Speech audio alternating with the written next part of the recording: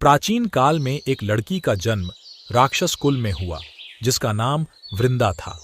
दैत्यराज कालनेमी जैसे राक्षस परिवार में पैदा होने के बाद भी वृंदा भगवान विष्णु की पूजा करती थी।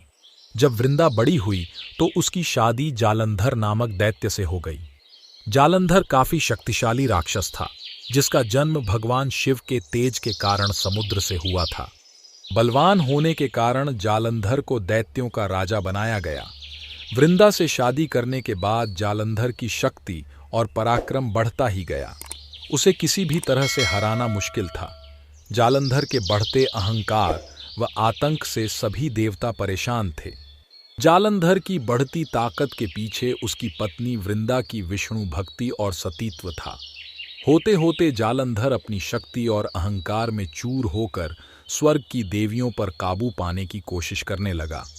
इसी दौरान एक बार उसने माता लक्ष्मी को पाने का प्रयास किया, परंतु समुद्र से जन्म लेने के कारण माता लक्ष्मी ने उसे अपना भाई बना लिया।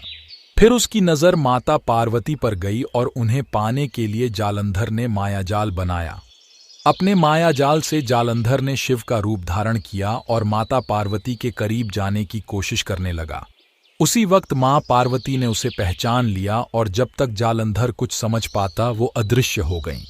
जालंधर के इस दुर्व्यवहार से पार्वती जी को काफी गुस्सा आया और इस पूरी घटना के बारे में उन्होंने भगवान विष्णु को बताया। इधर जालंधर भगवान शिव से पार्वती जी को पाने के लिए कैलाश पर्वत पर युद्ध कर रहा था।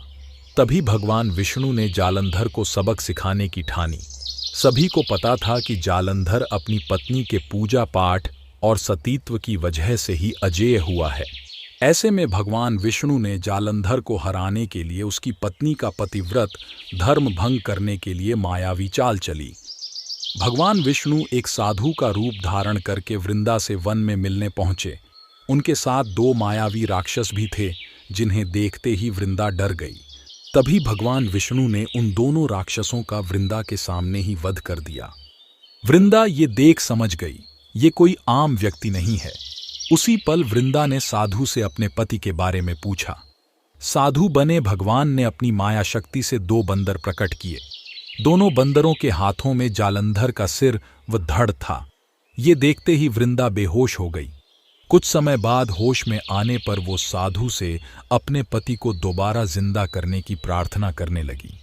वृंदा की विनती सुन उसके आंखों के सामने साधु ने अपनी माया से जालंधर के कटे हुए शरीर के हिस्सों को जोड़ दिया और स्वयं उस शरीर में समा गए। वृंदा को जरा सा भी अंदाजा नहीं था कि उसके साथ ऐसा छल किया गया है। जालंधर का रूप धारण किए विष्णु जी को वृंदा अपना पति समझकर रहने लगी। वृंदा के ऐसा करने से उसका सतीत्व भंग हो गया, जिसके बाद जालंधर कैलाश पर्वत में युद्ध हार गया।